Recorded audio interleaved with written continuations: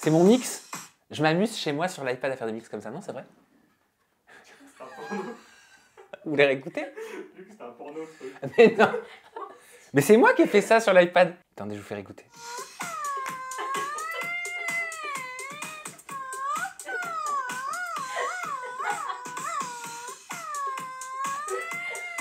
J'aime bien.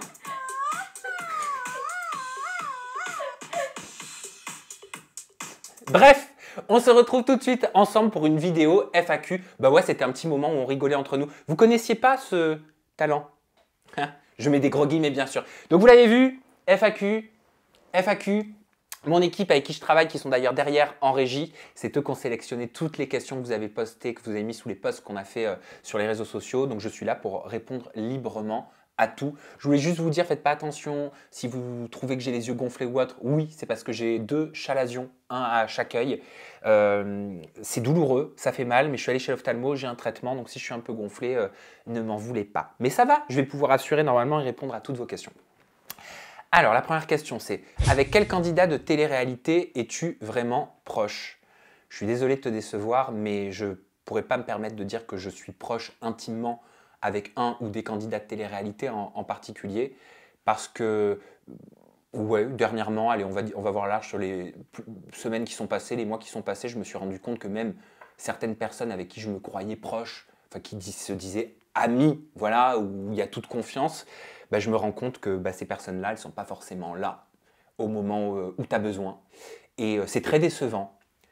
De façon générale, dans la vie, on est amené tous à être déçus de certaines personnes qu'on côtoie. Ça fait encore plus mal quand on donnait toute sa confiance à ces personnes-là. Mais j'ai vraiment réalisé que c'était un milieu qui est assez opportuniste, on ne va pas se le cacher, égocentrique, et que les amitiés, elles se font beaucoup en fonction des intérêts communs ou qu'une personne peut apporter. Et c'est ça qui m'a créé des déceptions. Donc franchement, c'est triste à dire, mais je suis proche de personne. Voilà. Je suis professionnel, mais proche de personne. Comment t'es venue l'idée de devenir youtubeur? Si tu n'étais pas devenu youtubeur, tu aurais fait quel autre métier? Alors, oula, c'est une vaste question. Alors, si je n'avais pas été youtubeur, je pense que j'aurais continuer dans le domaine que j'avais commencé à développer, qui était la direction pour le secteur du prêt-à-porter de luxe. Voilà. J'ai travaillé pour Chloé, j'ai travaillé pour Burberry, j'ai travaillé pour Givenchy.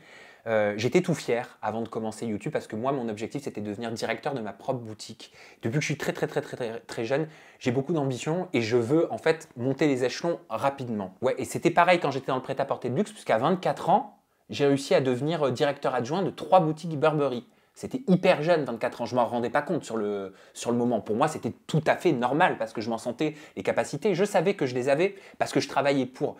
Mais c'est vrai que ça suscitait des jalousies parce que la plupart des directeurs adjoints ou directeurs étaient beaucoup plus âgés que moi et on me faisait clairement ressentir que l'âge était un problème. Mais je pense que c'est quelque chose qu'on rencontre tous quand on est dans des métiers même différents et qu'on est jeune et qu'on a des postes à responsabilité.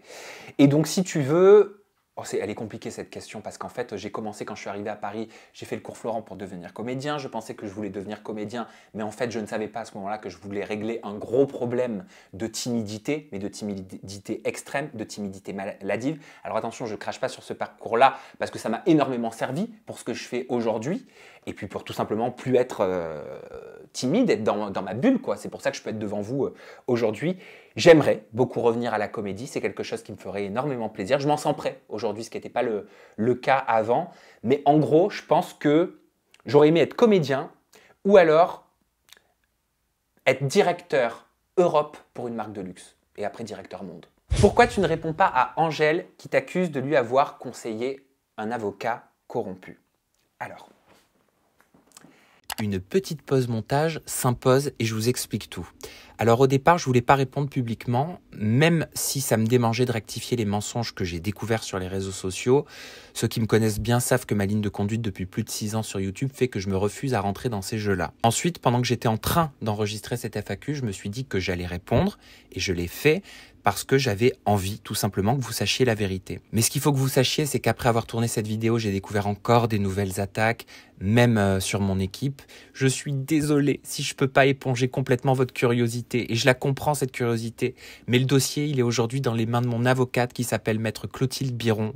Un courrier d'avocat a été envoyé à la personne concernée. Ce que je peux vous dire, c'est que je n'hésiterai pas, si besoin, à engager des actions judiciaires à chaque fois que ce sera nécessaire pour défendre mes droits, et je continuerai d'exercer mon métier. Voilà, j'espère que vous comprenez mieux mon état d'esprit et ma réponse. Allez, question suivante.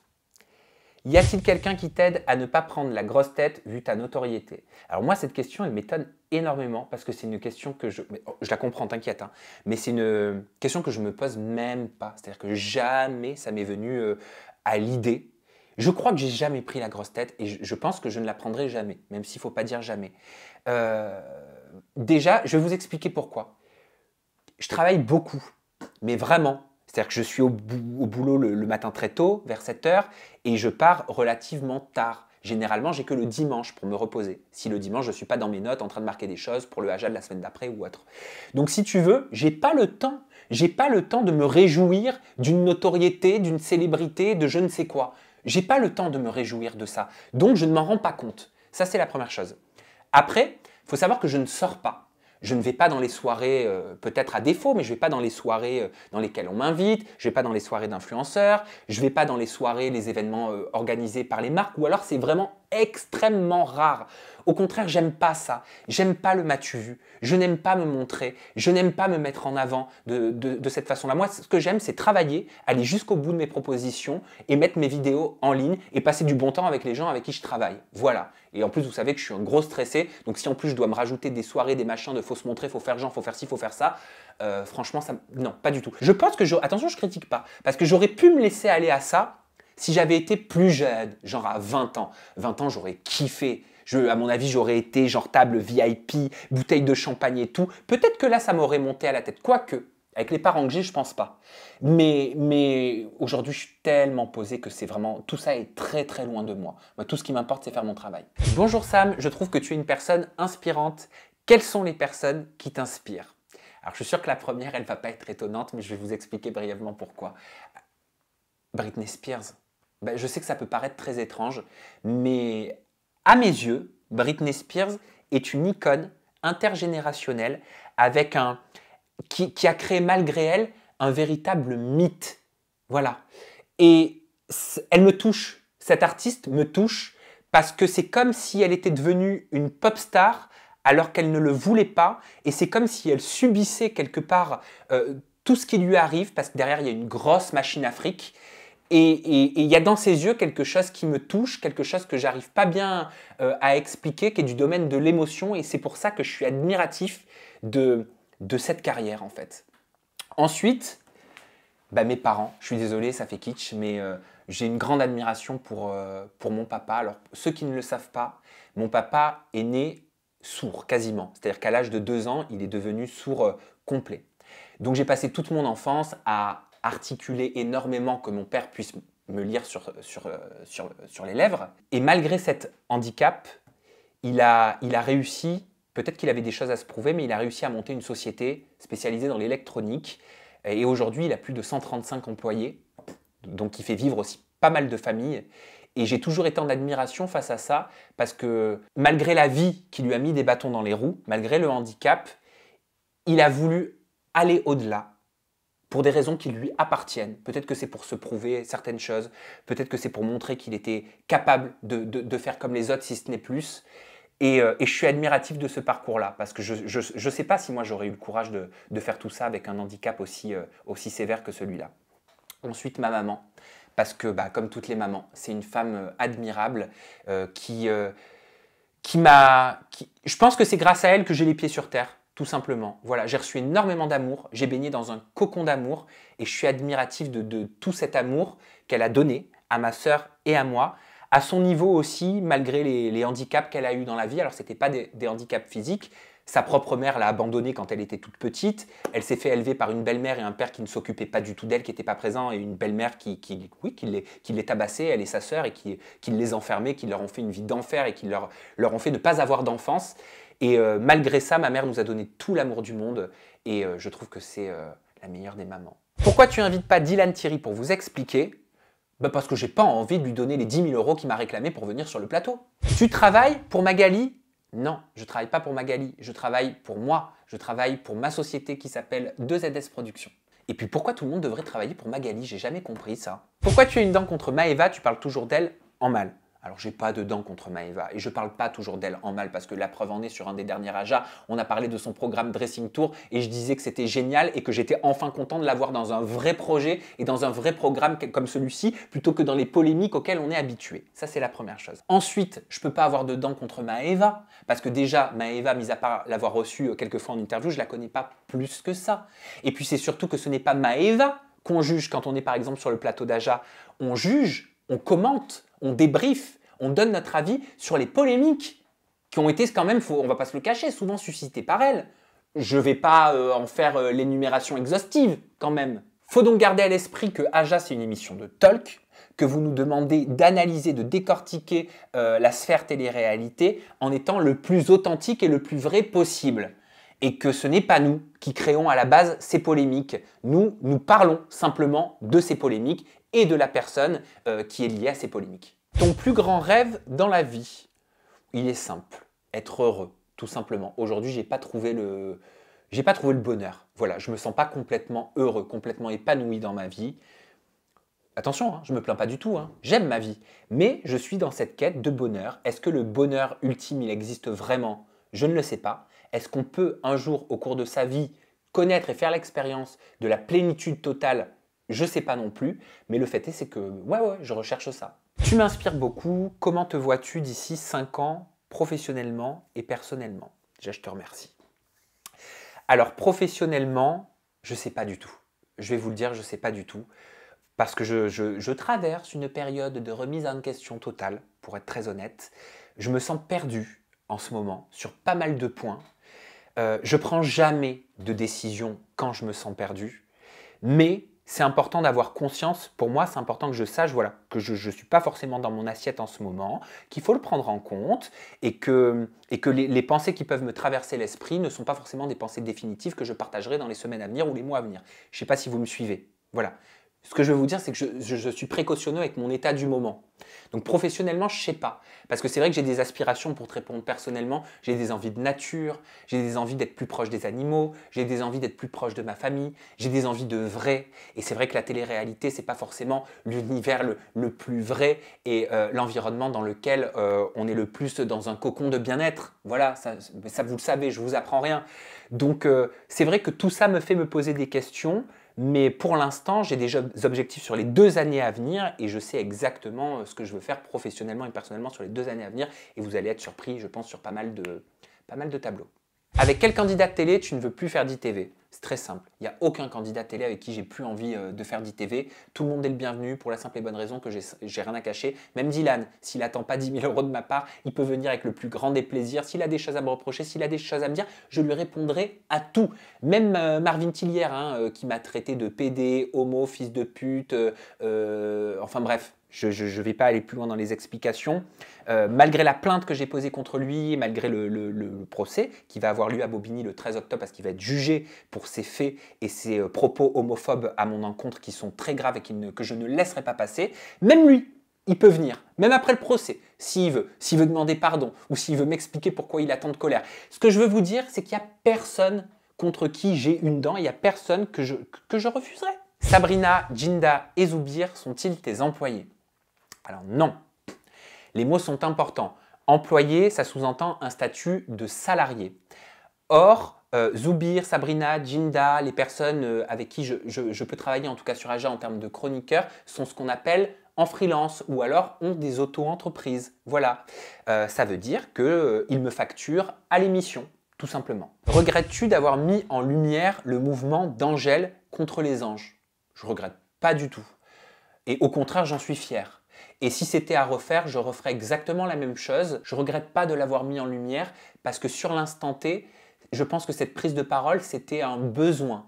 Et cette prise de parole, elle a montré qu'il y avait il y avait un problème quelque part et qu'il est jamais honteux dans une industrie ou même dans une famille d'oser mettre l'accent et pointer le doigt sur un problème à condition que ce soit dans une optique non pas destructrice mais de faire avancer les choses, de contribuer à ce que les choses se corrigent. Et il faut quand même garder à l'esprit que bien avant le mouvement Stop Harcèlement, je n'ai pas hésité une seule seconde de par le passé. Mes vidéos sont encore disponibles avec les dates qui montrent à quelle période je les ai sorties. Je n'ai jamais hésité à mettre en avant la parole de candidates ou de candidats qui avaient subi certaines problématiques en tournage, quitte à me mettre dans la merde et quitte à me faire boycotter par des productions. La seule chose, c'est que vous n'êtes pas au courant de l'envers du décor parce que je ne suis pas quelqu'un qui raconte tout. Peut-être qu'un jour, je vous raconterai tout en détail, mais regardez mes interviews avec Céline Morel, regardez mes interviews avec Natania, regardez mes interviews avec Oksana, regardez mes interviews avec Sarah Van Elst, pour ne citer qu'elle. Ça fait déjà plusieurs années que je n'ai pas eu peur d'alerter sur certaines dérives, parce qu'encore une fois, je pense que ce n'est pas un drame de pointer du doigt quelque chose qui ne va pas et de vouloir le corriger, c'est tout. Il faut savoir quand même une chose, c'est que quand on a une chaîne YouTube comme moi, qu'on est journaliste et qu'on diffuse ce genre de témoignages, derrière ça ne plaît pas. Derrière, il y a plein de problèmes. Et les problèmes, il faut les assumer. D'accord? Et des problèmes, j'en ai eu. Voilà. Et je ne regrette pas, malgré ça, de l'avoir fait. Je ne regrette pas parce que je l'ai fait avec le cœur et parce que c'est ce qui me semblait juste. Et si demain, il faut le faire à nouveau, je n'hésiterai pas à le refaire. Pourquoi cette fixette sur l'islam dans Tesi TV? Alors, je pense que tu fais référence notamment à une série d'interviews qui s'appelle La vraie histoire 2. Pour ceux qui me connaissent depuis très longtemps, ça va faire 7 ans maintenant sur YouTube, vous savez que j'aime la spiritualité, que j'aime philosopher, que j'aime ce rapport à la religion, parce que souvent la religion, on vit dans des sociétés où la religion, pour beaucoup, c'est ce qui nous construit, c'est ce qui construit nos valeurs pour l'avenir, au travers de la famille, au travers de ce qui nous a inculqué.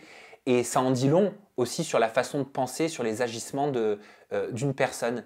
Et c'est pas parce qu'on parle de télé-réalité qu'on n'a pas le droit de parler politique, qu'on n'a pas le droit de parler religion, qu'on n'a pas le droit de parler de sujets qui sont dits peut-être un petit peu plus, je sais pas moi, un petit peu plus élevés, un petit peu plus philosophiques. Et j'ai toujours eu cette envie de mettre ces sujets-là au cœur de mes interviews. Et pour répondre à ta question, il n'y a aucune fixette sur l'islam. Mais si tu regardes bien, observe le profil des personnes ou des candidats qui sont venus sur ce type d'interview. Il se trouve que si j'ai en face de moi une personne juive, je vais lui poser des questions en lien avec le judaïsme, mais il y en a peu. Si j'ai en face de moi une personne bouddhiste, je vais lui poser des questions en lien avec le bouddhisme, mais il y en a peu. Si j'ai une personne chrétienne, je vais lui poser des questions sur le christianisme, et il y en a beaucoup que j'en ai reçu, et j'ai posé toutes ces questions-là. Et j'ai reçu beaucoup de candidats dans la religion et musulmane, donc naturellement, je leur ai posé des questions sur l'islam. Penses-tu avoir encore des troubles alimentaires? Mais comment tu sais que j'ai des troubles alimentaires? Est-ce que ce ne serait pas parce que depuis 6 ans et demi, je dis que je suis tout le temps au régime? C'est possible ça. Oui. Moi, quand j'étais jeune, 16, 17, 18 ans, j'ai fait de l'anorexie mentale. Je ne m'en suis jamais caché, je ne m'en cache pas. Je ne me faisais pas vomir parce que j'avais la phobie de vomir. Par contre, je me sous-alimentais. Je devais tourner par jour à 200, 250 calories.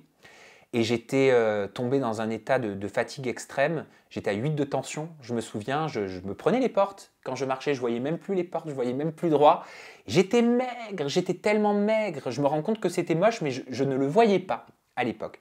Et je pense que l'esprit et le corps, ils gardent en mémoire pas mal de troubles du passé. Et même si ça va mieux aujourd'hui, oui, je pense que j'ai gardé des séquelles de ces troubles alimentaires et je pense que j'ai toujours ma fixette sur le corps, sur le poids. Et je ne sais pas si un jour elle va me lâcher, mais ça va mieux quand même dans l'ensemble. Il y a eu énormément de progrès. Voilà, avant j'étais incapable de manger des choses caloriques ou alors après je me mettais à en manger plein d'un coup et puis je regrettais, je pleurais derrière. Là, c'est plus le cas. J'arrive à relativiser et j'ai surtout trouvé un rythme qui me rend bien en ce moment. C'est-à-dire que je fais attention la semaine, je mange équilibré. Et je sais que le dimanche, je me fais plaisir, c'est ma journée free et je mange ce que je veux le dimanche. Je ne veux pas paraître moralisateur, mais très important pour les personnes qui me regardent et qui sont dans le même cas, voilà, avec des troubles alimentaires, prenez conseil, parlez-en, allez voir des professionnels, parlez-en aux généralistes, parlez-en à vos amis. En tout cas, quoi qu'il en soit, il ne faut pas le garder pour soi.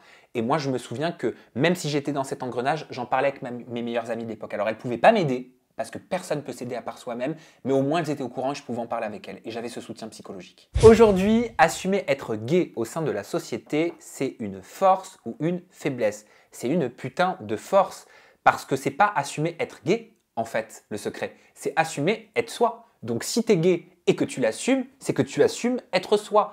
Et nous ne sommes pas venus sur cette terre pour jouer le rôle de quelqu'un d'autre. Donc, comme diraient certains, la question est vite répondue. Après, c'est vrai que ta question me fait réfléchir. Je vais vous donner un exemple. La semaine dernière, j'étais dans un endroit public avec mon copain. Et à un moment donné, spontanément, pendant qu'on parlait, je lui ai pris la main. Je lui ai pris la main amoureusement, quoi, naturellement, tout simplement. Et en face, il y avait des parents avec 2 enfants qui devaient avoir entre 5 et 8 ans. Et tout de suite, je ne sais pas pourquoi, hein, j'ai enlevé ma main et mon copain il me dit « Mais qu'est-ce qu'il y a ?» Et je lui dis « Il y a des enfants en face. » Il me dit « Et alors ?» Et c'est vrai que là, tout de suite, je me suis dit, mais attends, mais qu'est-ce que t'as? Mais t'as honte de toi? Ça voudrait dire quoi? J'ai peur que des enfants se posent la question à se dire, mais pourquoi 2 hommes sont en train de se tenir la main? Ou 2 femmes? Déjà, je pense qu'ils se seraient rien dit du tout. Je pense que le problème, il vient de moi. Mais c'est bien parce que ça m'a fait un bon pic de rappel. Et ta question aussi. Donc la prochaine fois, je ferai en sorte de ne plus être gêné par ça. Mais c'est quand même triste de devoir avoir honte de ça. Voilà. Et de devoir... Il y a encore du travail à faire. Il y a encore plein de choses à faire pour que notre société elle accepte de plus en plus. Il y a de l'amélioration, mais on va y arriver. Tous ensemble, je suis très optimiste. L'équipe AJA va-t-elle s'agrandir?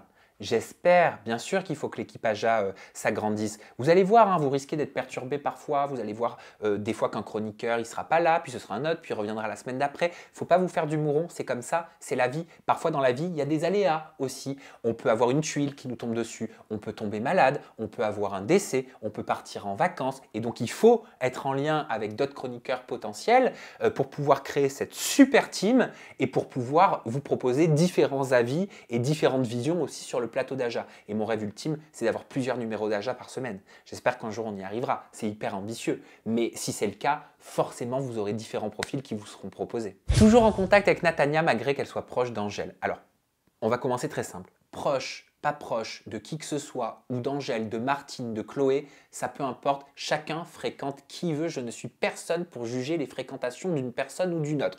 Donc ça déjà, ça n'a strictement rien à voir.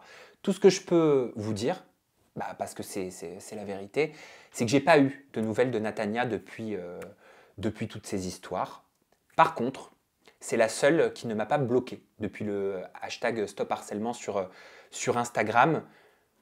Je ne vais pas vous dire que je ne suis pas déçu de ne plus avoir de nouvelles parce que Natania, c'est quelqu'un... Il y a un lien particulier avec elle. Vous connaissez la première interview quand elle était dans Les Anges et les risques que j'ai pris aussi en faisant cette interview. Et même d'en parler, je vais vous dire, ça m'émeut. Donc, pas de nouvelles, mais pas bloqué. Voilà, on verra ce que l'avenir nous réserve. Et ça n'enlève pas l'affection que j'ai. Combien d'heures par semaine travailles-tu? Ça peut varier, mais de façon générale, on va dire que j'arrive au bureau vers 7h, 7h30 le matin. J'essaie de partir à 18h avec les équipes avec lesquelles je travaille, mais souvent je pars plus tard. On va dire vers 19h, 20h. Et puis en fait, le travail, ça ne s'arrête jamais, quoi. Je continue dans mes notes, je continue à me dire, ça, tiens, on peut peut-être en parler sur AJA. Et puis je fais des notes vocales. Et je dis, est-ce que vous avez vu ci? Est-ce que vous avez vu ça? Qu'est-ce qui s'est passé? J'ai du mal à décrocher. Voilà. Donc je dirais... Une fois j'avais fait la moyenne, je crois que je travaille 75 heures à peu près par semaine. Coucou, je t'adore, je voulais savoir comment tu as pris confiance en toi. Alors, ce que je vais vous dire, c'est très ambivalent. Parce que j'ai envie de répondre spontanément que j'ai pas confiance en moi. Parce que je le ressens et je ne pense pas avoir confiance. Non, c'est pas que je pense pas, c'est que j'ai pas confiance en moi. Je vais vous dire une chose, à partir du moment où tu marches dans la rue et que tu veux pas trop qu'on te regarde, tu veux pas attirer l'attention sur toi, je pense que c'est que tu n'as pas forcément totalement confiance en toi. Ça, c'est la première chose, ce qui me fait dire ça. Par contre, professionnellement, j'ai confiance en moi. C'est très bizarre, mais je sais que quoi qu'il m'arrive, que ce soit des succès, des échecs, et je sais que j'en rencontrerai des échecs, et je sais que je rencontrerai des problèmes sur mon parcours professionnel, parce que ça fait partie d'un parcours professionnel. Je sais que si même un jour je perds tout, je rebondirai toujours. Donc j'ai cette confiance en ma créativité. Voilà. Par contre, personnellement, l'homme que je suis pas sûr d'avoir totalement confiance en moi. Je ne sais pas si vous voyez la différence. Y a-t-il des candidats de télé qui osent t'imposer de ne pas sortir une exclue par exemple? Comment tu réagis à ça? Mais bien sûr. Mais bien sûr, surtout sur Aja. Alors ça, c'est un truc de fou. Parce que moi, ce que je fais, c'est que spontanément, parce que j'estime que ça fait partie de ma déontologie, je contacte les protagonistes quand il y a une polémique, ou quand il y a un problème, ou quand il y a une histoire, une actualité qui nécessite une recherche.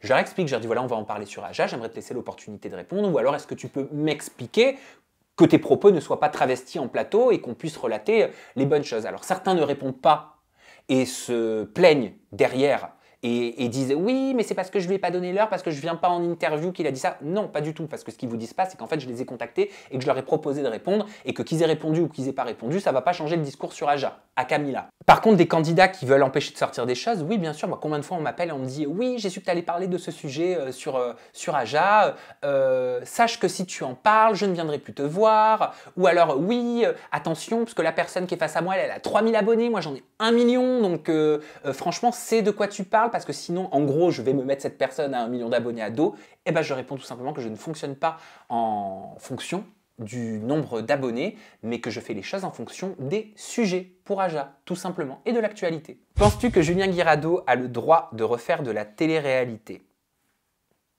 Eh ben, je ne suis pas juge et je ne suis pas procureur pour me prononcer sur qui a le droit. Hein, je vous le répète, les mots sont très importants. Le droit. Je ne suis personne pour dire qu'il a le droit ou pas le droit de refaire de la télé-réalité. Est-ce que j'aimerais le revoir en télé-réalité après ce qu'il a fait? Je ne sais pas. Je n'ai pas la réponse à cette question. Est-ce qu'il a le droit de s'expliquer, de s'exprimer, et est-ce qu'il a le droit de parole malgré ce qu'il a fait? Je suis convaincu que oui. Parce que je crois que tout un chacun a le droit d'exprimer les motivations, ou pas les motivations, mais en tout cas ce qui a conduit une personne à commettre certains actes. Voilà. Il n'y a rien de plus normal que ça, en fait. Coucou Sam, j'espère que tu vas bien, que ton équipe aussi. Alors ok, tu ne réponds pas aux influenceurs, mais pourquoi avoir choisi de répondre de cette façon à Dylan et à Angèle, alors qu'au moment où tu as vraiment été taclé avec des vraies stories de Mila, ah ben on en parlait, ou Maëva à ton encontre, tout ce que tu nous réponds, c'est que depuis des années, tu fais ce métier, tu n'as jamais répondu et que tu n'allais pas commencer. Nous étions plus ou moins choqués par des propos de ces influenceurs envers toi. Appréhendes-tu leur réponse? Si tu leur réponds, ou tu choisis ceux à qui tu veux répondre et pourquoi. Alors, il faut garder à l'esprit que dans la vie, il y a des moments, il y a des situations, et que quand je réponds pas à... Déjà, par nature, j'aime pas répondre aux polémiques. Si, c'est pas vrai, attendez. J'ai envie de répondre, j'en meurs d'envie de répondre, mais je le fais pas, parce que j'ai pas envie de rentrer dans ce jeu-là. Et je vous assure que parfois, c'est très compliqué. Mais je crois qu'on a plus de courage à savoir retenir parfois sa langue plutôt que de cracher son venin. À méditer. Et donc, la temporalité, elle est très importante. Par exemple, je me souviens cet été, j'avais reçu un tag d'Angèle qui disait que que je voulais la faire taire et que c'est pour ça que j'avais fait supprimer sa vidéo. Si j'ai pas répondu à ce moment-là, c'est tout simplement parce que j'étais dans une location de vacances avec ma mère, avec ma petite nièce que je vois pas souvent, qui a 14 mois, avec ma sœur, avec ma meilleure amie, avec mon père, avec mon copain, que j'étais sur un ponton près d'un lac, que j'étais bien et que j'avais pas envie tout simplement de répondre à Angèle. Donc il y a aussi une question de temps, une question de moment et une question d'envie. Et pour ce qui était de ma non-réponse à Mila qui disait, en gros, si je me souviens bien, parce que ça remonte, hein, qu'on parlait mal d'elle volontairement sur Aja parce qu'elle ne voulait pas venir en interview, à cette période, j'étais très mal psychologiquement. Bref, j'étais hypersensible, ça allait pas dans ma vie et j'avais tout simplement pas envie de répondre. Je comprends ta question, mais franchement, il n'y a vraiment pas matière à se poser plus de questions parce que c'est juste une question de timing, une question d'environnement et une question d'envie. Voilà, parfois dans la vie, tu as envie de répondre, tu n'as pas envie de répondre, parfois tu as envie de répondre, mais tu te forces à ne pas le faire pour pas rentrer dans le jeu et ça c'est très dur comme je vous l'ai expliqué. Et puis peut-être qu'un jour, je sais pas, je vais me mettre à répondre à tout le monde parce que j'aurai pété un câble et que j'en pourrai plus. J'espère que ce jour-là n'arrivera pas, mais on passe à la prochaine question. Aimerais-tu développer ta chaîne et parler des actualités nationales ou du divertissement? Toi, tu sais lire en moi. Oui, bien sûr que j'ai grave des projets, j'ai hyper envie de faire un projet de talk société. Voilà, je vous le dis. J'ai envie de parler politique. Parce que je pense qu'on peut aussi parler politique. La politique, elle revient au centre du débat et on n'est pas obligé d'avoir 60 ans pour en parler et pour l'analyser. Et on n'est pas non plus obligé d'être sorti de l'ENA, Sciences Po non plus, ou d'Hippocane pour en parler. On peut en parler simplement aussi de la politique. Le divertissement, la mode, la beauté. J'aimerais beaucoup mêler un talk qui réunit tout ça. Qu'est-ce qui a changé dans la télé-réalité depuis tes débuts? Quelles sont les évolutions positives ou négatives? Peux-tu nous raconter des anecdotes croustillantes de tournage, les caprices de candidats? Peux-tu nous raconter les réactions des candidats TVR face au débat d'Aja? Alors ça, j'y ai répondu juste avant. Qu'est-ce qui a changé par contre dans la télé-réalité depuis tes débuts? Tout. L'argent, la course à l'argent, tout simplement. L'argent, ça change les gens, vous savez. Hein. Ça change énormément les gens. Combien j'en ai vu qui m'ont dit « Je ne prendrai jamais la grosse tête, je resterai tout le temps pareil. Non mais c'est sûr, moi j'ai des principes, j'ai des valeurs. » Et puis après, ça te donne plus l'heure. On passe à la prochaine question. Ce que dit Mila sur toi, est-ce que c'est vrai? Alors, vous voulez que je rentre un peu plus dans le détail. Ça remonte, cette histoire. Donc, de mémoire, vraiment, j'ai rien rechecké avant, donc je le fais de mémoire. Ce qu'elle avait dit, c'était que je faisais en sorte, selon ses dires, sur Aja notamment, de faire dire de la merde sur elle, parce qu'elle ne voulait pas venir en interview. Quand on a parlé de ce sujet Mujdat, qui était une polémique et qui faisait référence à de nombreuses stories qu'elle avait postées, mais tout comme Mujdat, attention, hein, bah Aja, c'est quoi? Aja, c'est une émission qui décortique, qui analyse, qui débriefe la télé-réalité. À ma connaissance, on ne parle pas de fruits et légumes. Donc s'il y a une polémique avec Mila et Mujdat, et qu'en plus Mila fait des stories pour en parler, on en parlera. Ce qu'elle oublie de vous dire Mujdat, c'est que comme Mujdat, on l'a contacté pour ne pas travestir son propos et pour avoir son son de cloche. Mujdat nous a fait un vocal pour répondre, Mila ne nous a pas répondu. C'est son droit. Par contre, ça ne change pas notre discours. Mais vous, qu'est-ce que vous voyez à l'écran? C'est juste les explications de Mujdat. Après, sur Aja, la promesse, le pacte qu'on a fait ensemble, c'est d'être honnête, c'est de vous dire la vérité, c'est de donner le fond de notre pensée. C'est pas tout le temps évident à faire ça, parce que derrière, il y a les teams et après, on se fait grave clasher, on va pas se mentir. C'est vrai que ce jour-là, sur le débat, il manquait de balance. Ce que j'appelle la balance, c'est des avis contradictoires. Parce que Jinda et Sabrina étaient plutôt d'accord sur le sujet. Et que c'est vrai, je plaide coupable, en rigolant, je sais plus pourquoi, mais face à Félicia, rappelez-vous la polémique avec Félicia, tout ça, j'avais dit en rigolant, j'avais comparé Mila et Safia à Javot et Anastasie dans Cendrillon. Mais j'en ai rigolé, et j'ai même dit j'espère que ce sera mal pris parce que c'est vraiment pas méchant. Donc voilà, si c'est à cause de ça que je me suis pris une déferlante de haine, d'insultes, d'appels à la mort, il en faut peu quand même. Hein. Et je vais vous dire une chose, je continuerai à dire ce que je pense. Je continuerai à mettre en avant sur Aja les sujets qui font l'actualité de la télé-réalité, que ça plaise ou que ça ne plaise pas. Et même si on fait des fausses allégations à mon sujet pour dire que je suis un manipulateur et que je fais en sorte d'orienter les discours, ce qui est totalement faux, je continuerai quoi qu'il arrive, je ferai mon métier jusqu'au bout et ça ne me fermera pas ma gueule. C'est clair? Bah oui, parce que c'est une technique pour intimider en fait. Parce que derrière, quand tu fais ça, c'est ma supposition ça. Moi je le dis quand c'est une supposition. Ouais, je suppose que c'est une technique pour intimider. Parce que derrière, il va se passer quoi? Bah, la personne, elle se dit, bah, Samzira, il va y repenser à 2 fois la prochaine fois qu'il va parler de moi sur le plateau. Et bah, Samzira, il continuera de dire ce qu'il pense. Après, je précise, je n'ai strictement rien contre Mila Jasmine, parce que je ne parle pas de Mila Jasmine, on ne parle pas de Mila Jasmine sur Aja, on parle de polémiques de télé-réalité qui sont initiées par les candidats eux-mêmes. Il ne faut donc pas s'étonner que derrière une émission de débrief télé-réalité en parle. As-tu le projet de devenir papa avec ton copain? Je sais pas, ça me fait peur. Lui, je sais qu'il en a grave envie. Moi, je sais que j'en ai envie parce que j'adore les enfants, mais je me sens pas prêt maintenant. Voilà. J'attends déjà qu'on déménage, hein, qu'on soit dans un appartement un petit peu plus grand parce que pour accueillir un enfant, il faut un peu plus de place. Mais je sens que l'envie, elle peut arriver d'ici 2-3 ans peut-être. Voilà, après tout, ça fait 7 ans qu'on est ensemble. Donc pourquoi pas? Mais au moment où je te parle, non. Pourquoi tu perds ton temps sur la télé-réalité? Or, tu pourrais parler de Jésus. De Jésus? Bonjour Samzira, je souhaite savoir, je sais que tu reçois des fois des gens que tu n'aimes pas spécialement. Comment tu fais pour interviewer les personnes? Je vais te répondre et tu vas tout comprendre.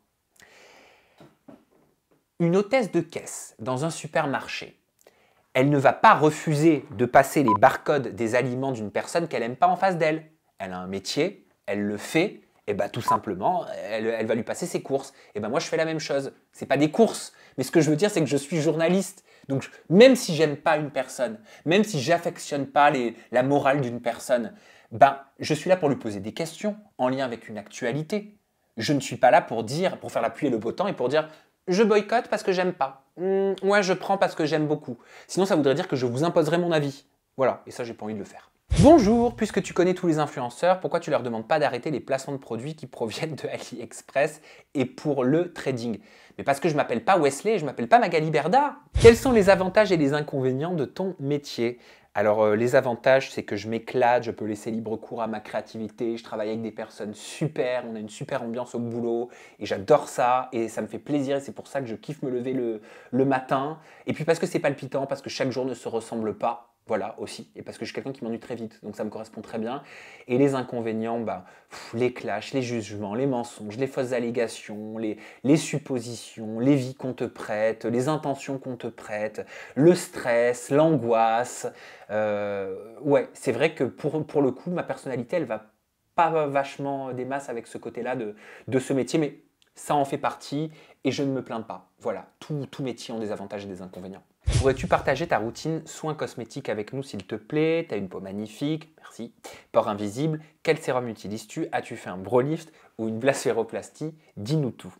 Alors ma routine soins, elle est très simple. Oui, j'utilise un sérum, une crème hydratante, mais le plus important pour moi, c'est le nettoyage. Le nettoyage de qualité le matin et le soir, avec un bon nettoyant qui est vraiment plus aucun résidu de maquillage, des tournages, de pollution aussi de l'extérieur. Et astuce hyper importante, mais vraiment, si je peux vous le conseiller, c'est une fois qu'on sort de la douche, moi c'est ce que je fais tout le temps, avec un spray, vous savez les sprays Evian là, qui rafraîchissent l'été, ça coûte même pas 1 €. Je le badigeonne sur mon visage, je pulvérise avec un coton, j'enlève l'excédent. Comme ça enlève tout le calcaire qu'il y a dans nos robinets, tout le calcaire qu'il y a dans les conduits là, quand on se douche et qu'on met sur le visage. Et le calcaire, on sait qu'il est responsable du vieillissement cutané. Comme ça, en enlevant le calcaire, j'espère que ma peau, elle pourra tenir sur la longévité. As-tu fait un Brolift? Alors, moi j'appelle ça pince mannequin. Il me semble que le Brolift, c'est quand on se fait tirer là un petit peu comme ça pour ouvrir le regard. Non, j'en ai pas fait, mais merci de me poser la question parce que c'est vrai que j'ai un petit complexe au niveau de la paupière. Et c'est la prochaine question de ce que tu m'as demandé. Est-ce que j'ai fait une blasphéroplastie? Donc blasphéroplastie, il me semble que c'est pour enlever les cernes ou les poches. Non, ça j'ai jamais fait parce que j'en ai pas. Par contre, j'ai un complexe au niveau là de mes paupières. Je trouve qu'il y a trop de peau. Voilà, j'aime pas.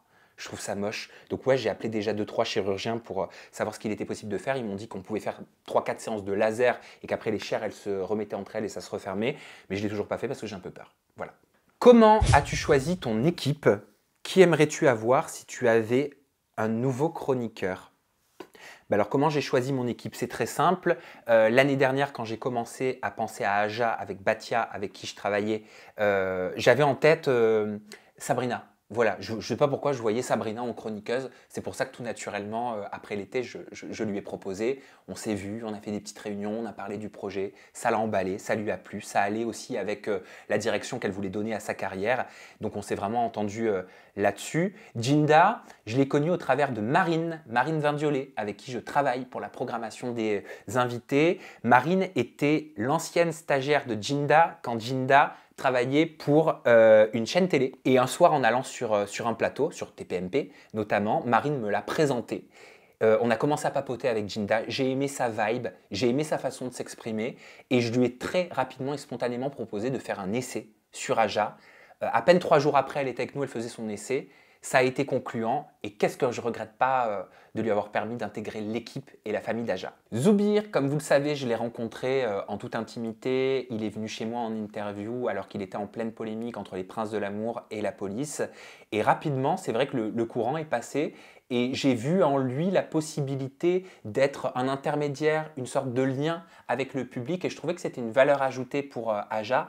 Bon, entre-temps, vous l'avez vu sur le Aja numéro 47 que Zoubir nous a annoncé par rapport à ses projets personnels, notamment le coaching sportif qui souhaitait arrêter de faire des chroniques sur Aja. Quoi qu'il en soit, j'ai énormément d'affection pour lui. On continuera à le soutenir dans ses projets et il sera toujours le bienvenu. Vous avez vu également Anissa sur le plateau d'Aja. Elle m'avait émis son souhait quand on l'avait reçue en invité. Et c'est vrai qu'Anissa, elle a une spontanéité, un naturel et une cocasserie qui est là malgré elle. Et je suis convaincu que ça apporte un petit plus qu'on n'a pas forcément sur l'émission. Et c'est ça qui fait aussi la richesse de l'émission, c'est les différents profils. Sachez que j'ai beaucoup d'ambition pour Aja, que je veux le développer, que j'espère passer en direct, que j'espère vous proposer plus de numéros et forcément que j'espère travailler avec de nouveaux et d'autres chroniqueurs avec les historiques qui sont là depuis le début, forcément s'ils souhaitent continuer. Quant à la chroniqueuse que j'aimerais recruter pour Aja, si vous regardez TMC, vous la connaissez. Moi, je l'affectionne tout particulièrement parce que, tout comme moi, elle est une 90s bitch. Et que c'est une consommatrice, je pense, de télé-réalité, parce qu'elle dit le jeudi, le mardi, le vendredi. C'est Alison Wheeler. Voilà. J'adorerais avoir Alison Wheeler sur le plateau, faire une chronique télé-réalité. Je pense que je me régalerais. T'es tombé combien de fois amoureux ? J'ai eu 3 grandes histoires d'amour dans ma vie, en gros 3 relations vraiment sérieuses. Et bien sûr, je compte mon copain avec qui je suis depuis bientôt 7 ans maintenant. Mais c'est vrai que je suis un petit cœur d'artichaut, moi. Moi, quand je rencontrais quelqu'un, genre en 2-3 jours, je pouvais tomber complètement amoureux. J'appelais ma meilleure amie, je lui disais « Mais oui, c'est lui, c'est l'homme de la vie. Et puis ses yeux, ils sont d'un vert tellement tendre, tellement beau. » Voilà, je suis un petit cœur d'artichaut et c'est vrai que je tombe rapidement amoureux. Mais depuis que je suis en couple, plus du tout, je vous rassure. Ne serais-tu pas hypersensible? Tu réfléchis énormément. Je me pose la question, moi aussi, si je ne suis pas hypersensible.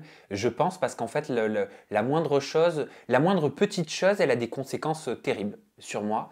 Et je vais même vous dire plus, l'hypersensibilité, elle me crée des douleurs. Elle me cause des maux physiques. Voilà, je pense que c'est pas anodin si j'ai des orgelets, des chalazions souvent, des douleurs au ventre, des problèmes à respirer, des crises d'angoisse. Donc je suis comme ça, je suis fait comme ça, j'essaie de trouver la cause. Je me tâte, je ne vous le cache pas, à aller consulter un psychologue pour entreprendre une thérapie et essayer de comprendre qu'est-ce qui me crée cette hypersensibilité et surtout ces douleurs, voilà, physiques, dues à l'hypersensibilité. Je vous tiendrai au courant quand j'en saurai un petit peu plus. Un petit peu plus. Bonjour Samzira, est-ce qu'un jour tu pourras avoir un public qui regarde en même temps que le tournage du style comme le Mad Mag et faire participer un inconnu au Aja? Alors, pour ce qui est d'avoir du public, ça fait partie de mes ambitions, ça fait partie de ce pourquoi je travaille en ce moment. C'est bien sûr l'objectif ultime. Je me régalerai à faire de Aja un show encore plus grand où vous pourriez avoir une vraie part, quoi. Être présent, être avec nous. Ça me ferait énormément plaisir. Et faire participer un inconnu au Aja, c'est quelque chose qui est complètement envisageable. C'est quelque chose que j'ai dans un coin de ma tête. Et un jour ou l'autre, je sais que j'ouvrirai le tiroir au moment opportun. Mais d'abord, l'objectif principal, c'est de passer en live. J'adore Aja et toi Sam, sois heureux. Merci, tu nous le rends bien. Crois-tu que Aja pourrait passer à la télé? Moi, sur YouTube, ça me va. J'adorerais qu'Aja passe à la télé. Je suis persuadé qu'Aja a toutes les capacités et le potentiel de pouvoir passer sur un canal hertzien, c'est-à-dire à la télévision. Aidez-moi! Allez contacter les diffuseurs, contacter les chaînes, taguez-les, dites-leur on veut Aja en télévision. Mais vous imaginez Aja avec des moyens encore plus gros, avec du public, avec des écrans géants, avec de l'interaction avec vous? Moi je signe, je dis oui. Quel Aja t'a le moins plu et le plus plu? Et pourquoi? Alors c'est très simple, celui que j'ai le moins aimé, c'est celui avec Mélanite et Julie. Voilà, Mélanite s'en est voulu derrière. Moi, j'ai regretté de l'avoir laissé au montage parce qu'on tourne dans les conditions du direct, on monte le jour même pour vous diffuser le soir même, il faut le savoir. Et si ça avait été en live, j'aurais pas pu couper. Mais j'ai pris le choix délibéré de le couper parce que j'estimais que ça ne faisait pas partie de l'ADN d'Aja, que ça n'allait pas du tout et que ce n'était pas ce que je voulais voir sur Aja. Et je l'ai expliqué dans un message dès le lendemain matin. Il y a un long texte que j'ai mis en dessous de la vidéo. Donc voilà pourquoi c'est le Aja que j'ai aimé le moins, parce que j'aurais aimé que ce soit plus constructif et que même si tu n'aimes pas quelqu'un, qu'on puisse s'expliquer et dire pourquoi on n'aime pas avec des arguments valables. Mais c'est pas grave, c'est du passé et c'est en faisant des erreurs qu'on apprend. Pour le Aja que j'ai le plus apprécié, c'est le numéro 42 de la saison 1. C'est le dernier Aja, le Aja c'est la fin, où on se dit au revoir, où on ne savait pas vraiment ce qui allait nous arriver pour la suite. Et cette cohésion qu'on a avec Zoubir, Jinda, Sabrina, j'ai kiffé, j'ai adoré, on a pleuré, on a ri et c'était mon meilleur Aja. Alors, vous aviez pensé à d'autres noms pour l'émission Aja? Alors oui, certainement que j'ai pensé à d'autres noms pour Aja, mais je m'en souviens plus, donc je ne peux pas les inventer. Par contre, ça me donne l'opportunité de répondre à nouveau au pourquoi du comment Aja. Parce que je vois beaucoup de critiques qui me disent « Oui, c'est une honte d'appeler son émission au jour d'aujourd'hui, ça induit les jeunes en erreur, c'est une erreur, c'est une faute de français. » C'est totalement assumé, c'est fait exprès. Comment j'ai pensé? Émission, talk show, débrief, télé-réalité. Qu'est-ce que j'entends tout le temps depuis toutes ces années que disent la plupart des candidats de télé-réalité au jour d'aujourd'hui, au jour d'aujourd'hui, au jour d'aujourd'hui? J'ai trouvé que c'était un fabuleux clin d'œil à la télé-réalité. Il est plein de second degré, ce titre, à mes yeux, pour moi. Et au jour d'aujourd'hui, pour une émission qui parle en plus d'actualité et de ce qui se passe très récemment, je trouvais que ça avait totalement sa place. Voilà, c'est un petit kiff en vrai. Comment tu prends le fait que des candidats tels que Maëva Guénam, Mila, Jazz te crachent te crachent dessus, alors que quand ils étaient personne, ils venaient volontiers dans tes ITV pour se faire connaître. Alors, Jazz, elle n'a pas craché sur moi, à ma connaissance, hein, mais je crois pas. Maëva Guéna m'a pas avoir dit il y a quelques mois, mais qu'est-ce que Jazz, ça me dira tout le temps parler de moi? Oh, tu veux qu'on aille manger une gaufre ensemble ou quoi? Elle a rien dit de spécifique. Et Mila, ça y est, on en a déjà parlé. Non, tout ce que je peux vous répondre, mais c'est de façon générale, et je crois que c'est dans beaucoup d'industries, dans beaucoup de métiers, et que c'est très accru dans le milieu des médias, du spectacle, de la télévision, de la chanson. Ce sont des milieux très opportunistes, où certaines personnes prennent tout ce qu'elles peuvent prendre au moment où elles peuvent le prendre, et quand elles estiment n'avoir plus besoin, c'est les oubliettes. Mais malheureusement, c'est pour beaucoup de milieux que ça fonctionne comme ça. Après, c'est vrai que c'est accru dans le milieu de la télé-réalité. Je me dis que ça fait partie du jeu. C'est comme ça, c'est la vie. As-tu perdu des amis à cause de ton métier? J'ai pas perdu des amis à cause de mon métier, mais mon métier m'a coupé de nombreux amis. Donc en fait, oui, j'ai perdu des amis à cause de mon métier. Mais pas mes amis d'enfance. C'est-à-dire que forcément, on se donne moins de nouvelles qu'avant parce que ce métier est très prenant, mais ils le comprennent, ils le respectent à 100% et quand on se voit, c'est comme si on s'était jamais quitté. Mais ouais, il y avait plein de personnes avec qui j'aimais passer du temps, il y avait plein de personnes avec qui j'aimais parler, il y avait plein de personnes pour qui j'avais beaucoup d'affection et ce métier a fait que je suis rentré dans ma bulle du travail et je n'ai fait plus que ça et forcément j'ai arrêté d'aller boire des verres, j'ai arrêté de prendre du bon temps et j'ai arrêté d'avoir une vie sociale. Voilà. Non mais c'est la vérité, hein, je ne peux pas vous mentir, hein, j'ai pas de vie sociale, hein, je ne fais que bosser. Mais j'aime ça, peut-être, je crois. Avec quel candidat as-tu eu le plus de mal à faire ou finir une interview? Avec Mélanite. Mais la question, elle ne se pose pas. Mais vous le voyez même dans les interviews, c'est impossible d'avoir une interview entre guillemets normale. Elle est tout le temps au téléphone, au début, je suis obligé de lui dire mets-toi en mode avion pour les interférences. Allez, mets-toi dans l'interview, vas-y. Ou alors si sa voiture, elle se prend pas un PV parce qu'elle est mal garée dans la rue et qu'elle part en trombe parce qu'on vient lui dire attention Mélanite, il y a un problème avec ta voiture. Ouais, c'est très dur hein, de faire une interview avec Mélanite, mais elle le sait, hein, je lui ai dit, hein, elle est un peu ingérable en interview. Mais c'est aussi pour ça que c'est marrant. Et qu'est-ce qu'il y a eu aussi comme interview qui était difficile? C'était une interview en conférence de presse pour une saison des Marseillais vs le reste du monde avec Paga et Greg. C'était très compliqué parce qu'ils étaient un peu en train de se disputer, il y en avait un qui parlait plus haut que l'autre, il m'écoutait pas. Et faire une interview dans ces conditions-là, c'était très compliqué. Mais c'est pareil, c'était marrant aussi. As-tu été payé par Berda pour faire taire d'éventuelles malversations? Mais c'est fou ça, vous pensez tous qu'on a tous des passes et des bails avec Magali Berda. Non, j'ai jamais été payé par Magali Berda pour faire taire d'éventuelles malversations. Et je vais même vous dire mieux, personne ne m'a jamais proposé dans ce milieu de me payer pour me faire taire parce que je pense que tous dans ce milieu savent qu'il ne faut surtout pas user de cette technique-là avec moi. Ça ne marcherait pas. Ils auraient plutôt peur que je le dénonce. Et ben voilà, c'était la fin de cette FAQ. Ça faisait très longtemps la dernière fois que je l'avais fait. Je crois que c'était il y a des années. Je devais avoir 52 000 abonnés sur ma chaîne YouTube. J'espère que ça vous a plu. J'espère que vous m'avez compris. Pour ceux qui ne m'ont pas compris, c'est pas grave parce que je respecte vos avis, je respecte vos opinions. Les autres, je vous embrasse très fort, même ceux qui ne m'ont pas compris d'ailleurs, je vous embrasse tous en fait très fort. Et puis, vous restez positifs parce que vous savez qu'il n'y a que ça qui nous fait avancer dans la vie. Même si parfois c'est compliqué et qu'on a le moral dans les chaussettes, je sais ce que je dis parce que j'ai traversé et je traverse une période un petit peu difficile, mais j'ai toujours cette lueur, cet espoir et toute votre force et tout votre soutien aussi que je ressens et je décide de garder le meilleur. Voilà, donc merci pour ça, je vous embrasse fort, je vous aime.